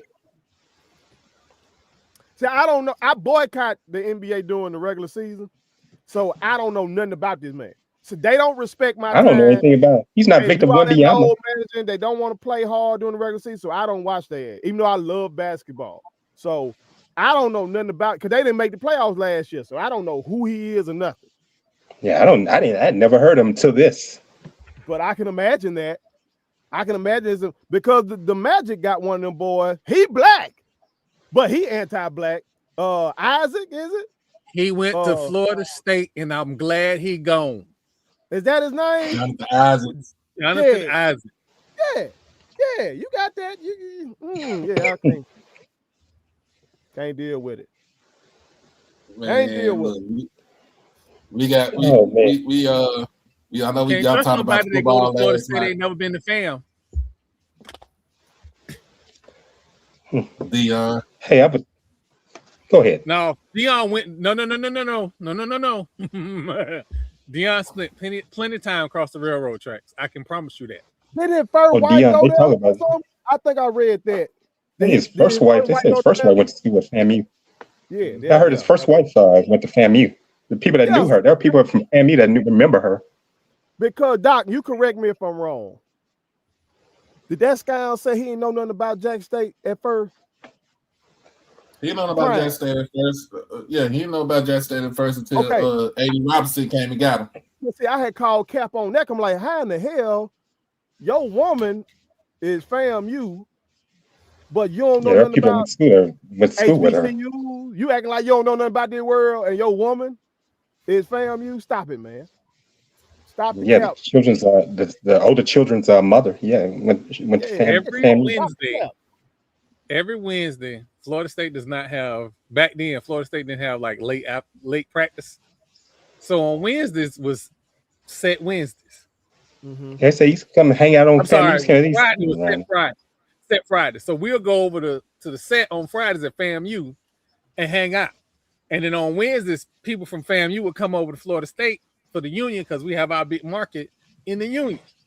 So anytime somebody tell you, "Oh, I ain't been to FAMU," y'all. He right across the track. It's kind of like Texas Southern and University of Houston, right there by each other. And it's because they done built all that stuff up. It looks wider than it used to be. It used to be a lot. The distance used to be a lot smaller. So like that walk used to be like 10-minute walk. Now it's like 25, 30-minute walk. But yeah, now you can't. I'm going to get you up out of here, man. Tell everybody, say what's up. Let everybody know where they can find you at, as always. Man, look, watch.fatmouthsports.com, .net, that'll send you to our YouTube channel. We on every Tuesdays and Thursday nights. Mostly we talk trash, especially with this tournament going on. And God forbid, it's already going to break the internet tomorrow at 11 o'clock. Hey, you four? Go ahead. If FAMU and Cookman make it to the championship game, they're going to take my Twitter account. Man, we got no violence going on Twitter right now. You talking about you going to turn it up or not? I want to tell you for something. I'm going to tell you for something. Just happened this past Saturday. he got a brother here in Monroe, Louisiana, named Otis Robinson. His girls team at Wattsman High School, right here in the neighborhood where I am now. Wattsman High School's girls basketball team won 5 straight state championships this past Saturday. And shout out to Otis Robinson. And I think a lot of people are looking at him now, and and those young ladies done quite well for the team. He's going through just keep staying consistent like that, and finding what he's doing, and they've had some challenges this season, and still made it and won the state championship. But he's won 5 straight. I want Lando. He might be in the HBCU, and never know where he might coach one day. He might be on the college level. You never know. Shout out to, I know Laurel girls won last week. It's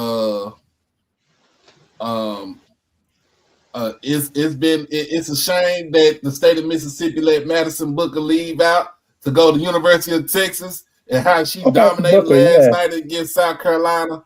I watched that game. I watched it. I think if Buddy would have stayed at Mississippi State, he would have had her. I think she just thought it was some kind of connection. To my Big Schaefer. Yeah. I think he probably was plugged in with her all the way when she was playing like middle school ball. Yeah. So when they back out. And by the way, Gary Rita said that was at LSU. The tall black guy, there on Kim Mulkey's staff.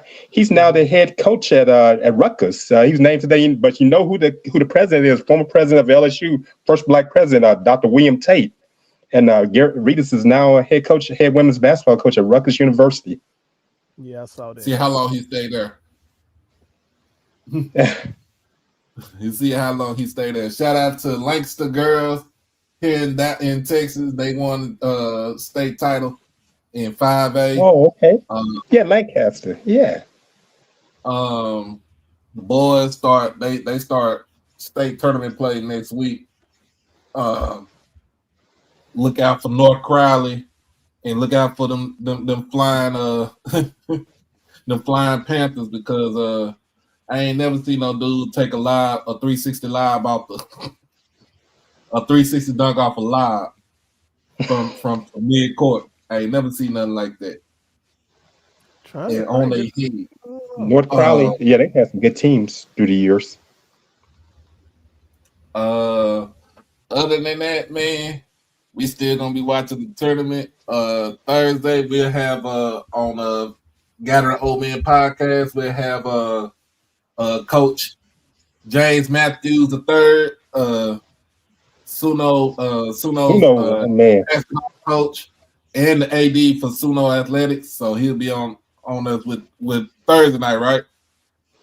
Sure. Thursday night. Thursday night. I'm be tuning in. Get out to tournament play. So shout out to everybody that made the tournament.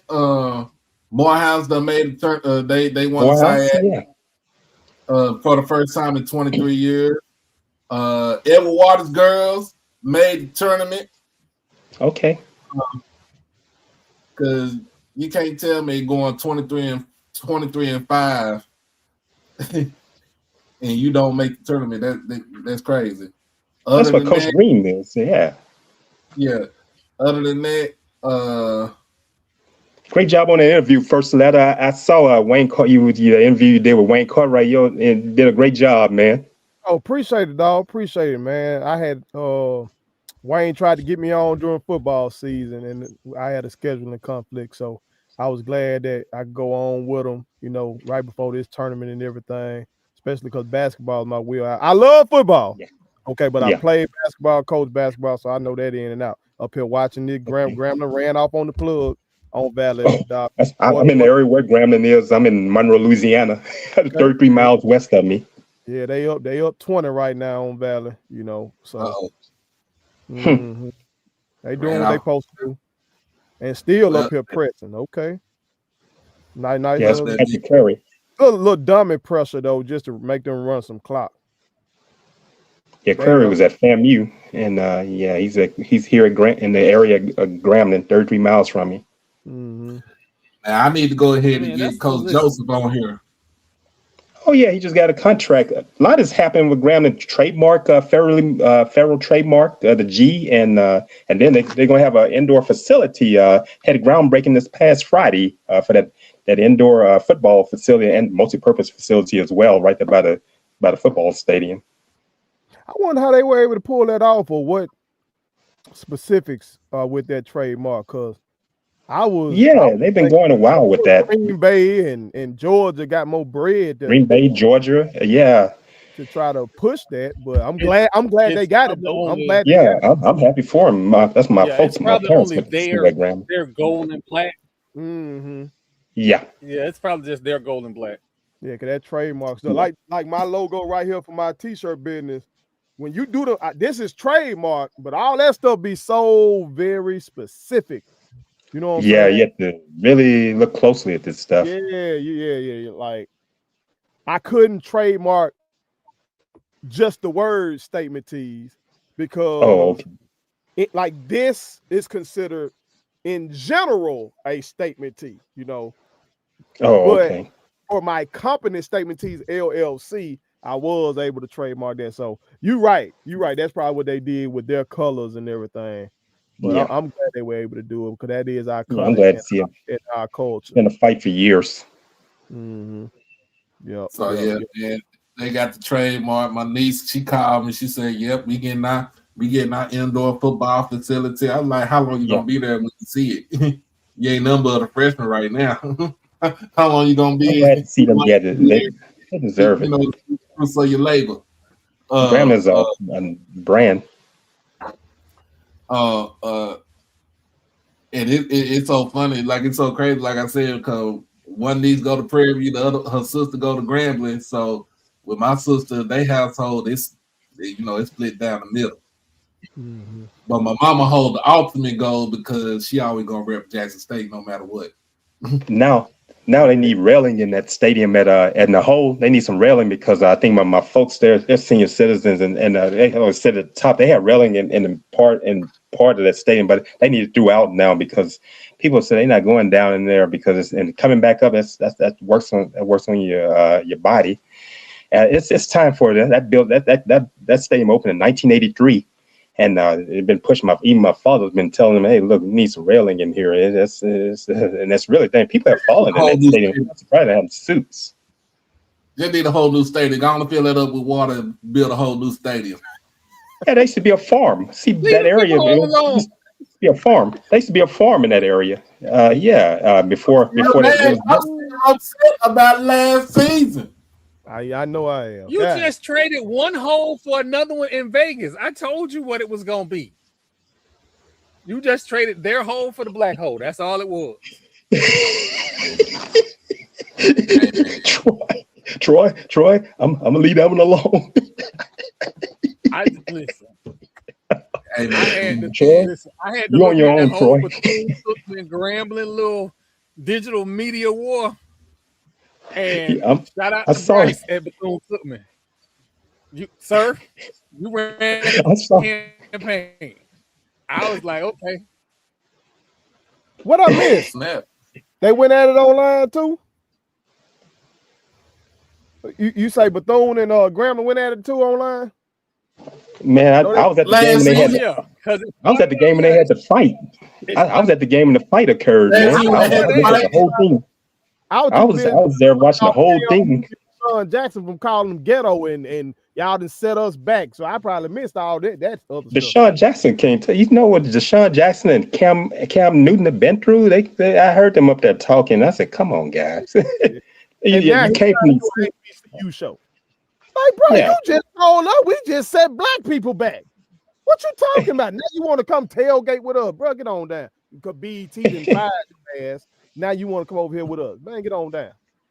I am not one to talk about any family values because I got 5 kids, 3 different women. But you can see my kids' moms in the same room together. Have you ever seen his kids' moms in the same room together? And that should tell you everything you need to know about him. Yeah, they get to talking, and I said, "Wait a minute, you know what you've been through? Cam can't talk, and Deshaun Jackson can't talk. They know both of those guys have been through." You the head coach at one, dog. Talking about it shows how ghetto we can be. Bruh, you And I said did that press. And I did press. I pressed. I pressed you on about that statement. how ghetto we can be. Man, get out of here, bro. Yeah, I heard that, man. I said, "Come on, guys." Yeah, but you're not saying it about when he was at Auburn, Cam. You know how they looked at the stuff that we went through at Florida and coming to blend into Auburn and Deshaun Jackson. Look at where he came from, man. That kind of stuff don't fly. Came from Long Beach, California, man. Come on, man. Was letting Hernandez get away with murder down there in Florida. Yeah, University of Florida. Yeah, Hernandez. Y'all want to talk about the boot skins now? Because I got some stories for the boot skins. Because that whole Urban Meyer area, they led the state in arrests. How you have more arrests than the Ibis? Oh man, they had all kinds of stuff. My best friend, he was a Florida fan when we were little. I was a Florida State fan when I was little. Okay, you good people. See, you good people. Oh yeah. I like Miami growing up in the 80s. Jimbo. 80s and 90s. I gotta remember that I'm seeing Jimbo through them eyes of him getting that championship with Jameis Winston. You feel me? Oh yeah. Talk some shit to my partner. Yeah, when they beat Auburn. But I believe everything you saying about him because you on the ground out there. But for Cam to act like any of them schools, Florida, Georgia, Auburn, Alabama, he brought up Nick Saban, y'all. Come on. How much stuff Nick Saban? Oh man, he's giving them all kinds of chances at Alabama, man. They got in all kinds of trouble. He gave them all kinds of chances at Alabama. Come on now. Yeah, you're right. Get out of you go to Georgia. If you go to Georgia, you go to Georgia, your NIL is gonna be a Dodge Charger. Oh, and you gonna crash. Before NIL, those accidents. They've been talking about that in Georgia. I was at Southern Miss, and Southern Miss was routinely like ranked 21. Oh, you went to USM, okay, or something like that. And we saw guys getting new trucks. Okay, we saw the basketball team, which wasn't no powerhouse, and guys got every pair of J's you want. They had them getting free meals all throughout the city, all these little perks. So we were like, damn, I already know what Duke and North Carolina doing then. I already know what Alabama and USC doing then. You know, we all under the table. No doubt. And we saw guys getting in trouble, but not getting in trouble because they played ball. And that was at Southern Miss. Southern Miss, that's a big major. Was you down there with Todd and the Knicks brothers? I was talking about Derek Nix. Now, when Tyrone Derek Nix. I think one of the Knickses was defensive. One was defensive coordinator. He should have gone on to be the first black head coach. And yeah, I remember. Black man. Okay. No. He went on to University South Carolina.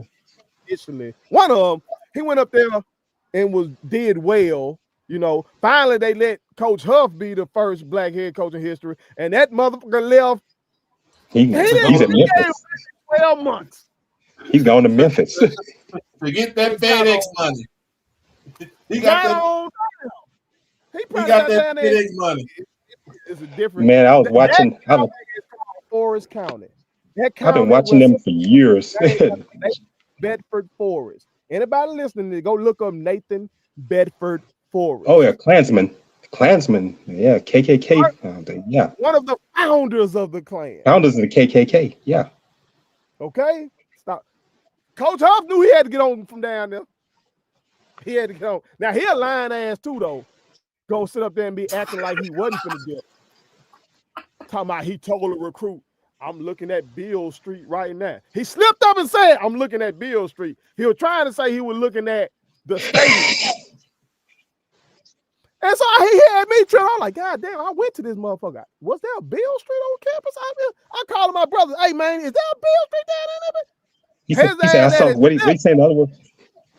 He said, I saw Elvis. Yeah. So where you were up there at Memphis, he poured a prime. Sun Studio on the next street where Elvis recorded, Union Avenue. That didn't know how he was. That what he Union. Was he didn't go over there where Stax Museum, man. Any sightings I said I saw Isaac Hayes. I mean, with the Graceland, he ain't going to North Memphis to go find no players. No, he's at Graceland. And Graceland was in the hood, man. Yeah, they can only ever living in that area.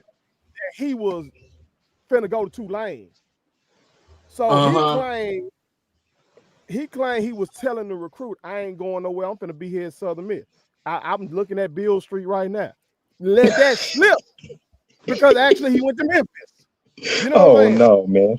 Yeah, these boys, man, a lot of these coaches are tough, man. These boys. He probably said, I'm looking at the Peabody. Let's see the Ducks. But then man, Nick Saban want to complain about NIL. I saw that, man. He changed and stuff like that. Didn't he pull one of them joints too with somebody? Who was that? He said, was it when he was with LSU? Did he say he wasn't taking the Miami Dolphins job? Oh yeah, he sure did. He was at LSU during the time, and he took the Dolphins job. I saw him in person when he's at Alabama. He's short, man. I saw him in person. He has no personality at all, man. Looking at the ground, he's not even paying attention to anyone, man. People saying, "Hey, good morning, Coach Saban. Roll Tide." He's looking at the ground and just walking, like he's not paying attention. He has law enforcement around him. I'm gonna tell you like this: ain't nothing worse than what Bobby Petrino did when he with the Falcons decide he gonna go back to coaching college football with the Arkansas. Why are you shocked? He got caught on the back of a motorcycle with his side. Arkansas. Yep, with that around his neck and all bruised up. Petrino did that. Y'all remember Patino had that scandal. Rick Pitino. Where he had a mother and daughter tandem of prostitutes. Suck off a father and son tandem. Okay? Now, of course, plausible deniability. Try to act like he ain't know. Bro, you Rick Pitino, you the king of your program wherever you are. Stop it. Just like the Mafia Don. A little while. And now he back in where he at? St. John's. St. John's. Come on. He's from New York. He's from New York. Own deal. He and Dr. J were teammates at UMass. Yeah. He had the own deal with the shoe company. The school wasn't getting no money. Come on, man. They so hypocritical, man. That's what get me about these coaches. They so hypocritical. We don't know this, but we gotta do a better job of telling our kids this. Our stud athletes. Mm-hmm. I had one. I had a 5-star. I've coached a 5-star guard before. He was just so flattered by the free stuff. He was on the Adidas circuit in basketball. And they just gave him free book bag, free shoes, free shorts. And I said, son, you a walking. I can imagine. For Adidas. What you talking about, Coach? What you talking about? Son, they giving you that free stuff because you're the most famous athlete in this school district. Okay? You're one of the most famous students in the state of Mississippi. So if you're wearing Adidas up and down these hallways, a lot of kids gonna see that and they might say, hey, he wearing Adidas, maybe Adidas cool. You're a walking billboard and they ain't giving you no money. They ain't giving you nothing but the free stuff. And you wouldn't know. You in that circuit. You know. Yeah. He went to Mississippi State, which is an Adidas school. At least back then it was an Adidas school. Okay. They changed these brands so much. Yeah. So you see how they funnel you to these particular schools. The head coach get the shoe contract money. You know. Yeah, like Will Wade. The NIL didn't break it. It's been garbage. But Trump in the midst of a war. That man need to go sit down. So he had the Epstein. He's trying to take his mind off Epstein files. Yeah. You up there holding a summit and having a war. You've been using an executive order for this. Why you got serving and women dying? Man, get the hell out of here. Can I say this? Can I say this? And we're gonna end it right here. That summit to me was basically all about. It's not about controlling people getting money and stuff. It was basically about how can we stop these niggas getting this money and becoming wealthy, starting off with wealth and starting off with generational wealth. Start off with generational wealth, right? How can we stop these little niggas from getting money? How can we stop them from getting NIL and just go back to the old system? You can't go back to the sounds old like you want to system. go back to slavery. That's what it sounds. Basically what it sounds like. You want to go back to slavery. Let's just put it just like that.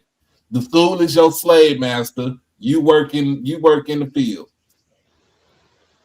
And when you work in the fields for an athlete, you on the football field or the baseball or the basketball court or whatever. That's all it is. Well, I'm saying, I picked up on it right away, man. Be aware, bro. They just don't be knowing. They don't be knowing or they don't be caring, but they be the most powerful people on these damn campuses. Yeah, they around here. Saban has Mercedes-Benz dealerships in Tuscaloosa. Come on now, it's so hypocritical. When I was down there in Southern Miss, one more story from down there here. That was so great about my life, bro, that I've seen all these different worlds. Like I said, went to Catholic school, but raised a Baptist. I went to Catholic school. I was raised Baptist. Yeah. Went to Southern Miss, raised at Jackson State, and went to Jackson State Night School. I didn't seen it all. Mother can't tell me nothing. I done taught school. I done coached. I done did it all. I'm down there at Southern Miss. This is, again, early 2000. I'm a part of some organization. We were trying to get a brother by the name of Clyde Kennard. Clyde Kennard. That's what he got arrested. He was in Parchment. Put him in Parchment. Pardoned. Okay. Of course, if had those charges against him. The ones out there who don't know about Clyde Kennard. I know about Clyde Kennard. He was trying to be Southern Miss. To go to Southern Miss. Okay. Yeah. Very simple story. Military man and everything. Okay. Charges. They charged him with stealing some chicken feed. End up in Parchment. He did not do this. He did not do it. Okay. He sure didn't. They convicted him of stealing chicken feed and sent him to Parchment. Okay, the notorious prison here in Mississippi. Sure did. So, and they didn't let him out till he was so sick and he ended up dying. Yeah. On Southern Miss campus now, there's a building named after him. Okay. Him and Walter Washington, former president of Alcorn. Yeah. Kennard Washington building. But he still was on the books as a felon. So we were trying to get a petition signed to give it to Haley Barbour at the time, a notorious Mississippi governor. Man, I remember Haley Barbour. And Haley Barbour made national news when he said the came after running Musgrove was good where he's from. Okay, y'all look up the White Citizens Council, all the real ones around the country. He's from Yazoo City. So I remember our organization. There was something on the yard, and so we went up to the football players. Again, they the most powerful students on campus. They make the money for the university. We trying to get them football players to sign that shit. They brushed us the hell off. They didn't care. Who was coaching there? Talking about. But Jeff Bauer was there during that time. First letter. Jeff Bauer was there. Yeah, during that time. So these youngins these athletes don't be knowing they damn power, and part of that is because they don't be feeling the same discrimination that non-athlete black people feel. Remember, once upon a time, your ass could be Muhammad Ali on top of the world, but your ass was still black and they were going to treat you like you black. He said once he came back home for the 1960 Olympics, he still couldn't go get a cup of coffee where he was trying to get a cup of coffee. Okay? Yeah. Bill Russell. Them folks in Boston broke his house. He was born right here in Monroe, Louisiana. Yeah. He's originally from here. You know what I'm saying? They felt it still. Now, they be laid up. They're getting dick sucked by this white girl, this white booster, giving them that handshake. They feeling like I'm tripping. These good white folks. What you tripping about? They treat me fine. You know, so it'd be like a disconnect. So when you trying to tell, hey, bro, we need you to do this, they ain't trying to hear that. Yeah, Bill Russell was born right here in Monroe. He was originally from here. He grew up in Oakland, and Huey P. Newton from here, right in Monroe, Louisiana. I usually call him Mr. Russell. That's how much respect I have. The more I learn about him, I'm like, damn. Oh man, he went through a lot of stuff. His family members still live here. I saw one of his cousins today here in Monroe. He was from here in Monroe. He's from all over in West Monroe. They have anything like in his honor there? They talk about him and all. They talk about Huey P. Newton being from here. They left here when they were children. Grew up in Oakland, California, and they talk about him around here in Monroe, Louisiana. They talked about him more during this past Black History Month, and they talk about him. There's a store out in the mall that is a sports shop. They have their pictures up there. They have Bill Russell, Huey Newton. They even have Joe Delaney. The fact that he drowned here in Monroe at a water park, Critters Creek, back in '83, and they have all that stuff to kind of commemorate. Even have Pat Williams picture of Pat Williams went to Wasserman right here in my neighborhood. I know Big Pat. He played in the NFL. He played at Texas A&M. But they have all those type things. Ricky Minor, Whitney Houston's band leader. Ricky Minor was originally from here, but he grew up in Los Angeles. Yeah, we have all these kind of people there. They kind of they recognize him. Yeah, they could do more. First letter. Yeah. But that was up, man. Let me go ahead and cut this boy hair.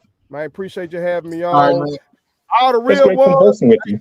Shout out Said. That's one of my dogs right there. That's one of the realest ones. He's bought a statement tee. I need all y'all real ones around the country to do the same. I keep saying I got all these followers, got all these views, but these companies, Mark Zuckerberg, Elon Musk, whoever owns Google, which controls YouTube, they are exploiting us creators. Okay, I had 1 million views on Facebook last month. They paid me $66. Okay, $66. I had the most they paid me was $1,900, but I had 17 million views that month. 17 million. Now, to some you say, okay, Bert, they gave you $1,900. I entertained 17 million motherfuckers. That's exploitation. Okay, so I need y'all real one, man. Support me with this merch. Join the channel, become a channel member. You know what I'm talking about? Because y'all see how I am. With y'all help, we will change the world. I appreciate y'all, man. Y'all brothers have a good time. Man, it's great conversing with you, man. Two dogs. Nice to meet y'all. You know what I'm talking about? Yeah. Doc, already know what it is. Just let me know when you want. Troy. Oh yeah, we're gonna get in touch, especially when football season coming around. Oh, you already know. We're gonna do our preview again. I'm making that a perennial thing. So we're gonna do our preview. Bet. I bet that. And you all do a great job, man. I give it to you 3. Appreciate you, brother. Have a good one. All right. Nice meeting you, man. You all take care. All right. All right. And good night. Man, we had a good old time. Having a good old time. All right, Chuck. See, you have a good one, man. All right, same to you. You all have a great week and be safe out here. So yeah, man. Look, make sure y'all hit the like button. Make sure you hit the subscribe button. We had a good time tonight. Talk wet basketball and we got tournament going on right now. Good story time that we had today. It was good. It was a good thing for tonight. I ain't allowed to work tomorrow and Wednesday, but I'm gonna watch the games throughout the week. But I'll be back on Thursday with Coach Matthews from Suno. Friday be watching the game, and Saturday gonna watch the game and stuff. Good night, Mama. I ain't mean to embarrass you tonight. And man, look, we still gotta pay the bills around here, man. Y'all, if y'all can still help me out as far as hitting the PayPal, as far as hitting the cash out, it would be much greatly appreciated. Still gotta make sure that we could have a streaming software to where I can continue to bring all this stuff to y'all. Again, like y'all know, I just started a new job, so I just started a new job, so I had fun. Don't talk that about me. I had fun, but everybody knows, man. Look, y'all head on over to Ken Clark, KC 1400. Gonna give you the review from spring practice, and continue to watch the tournament, and let that 4-letter network know that we are more than just all fun and games. You know what I'm saying? We can go out there and hoop. We can play the big ones. All right. But as always, y'all be blessed, y'all be safe, hug your loved ones, love on your loved ones, check on your strong friends, crash out on your kids, beat them out the penitentiary, and in the words of my man, Lord Jamal, punch a Nazi and fuck Donald Trump. Y'all go ahead, y'all be easy. We be back on here Thursday. Peace.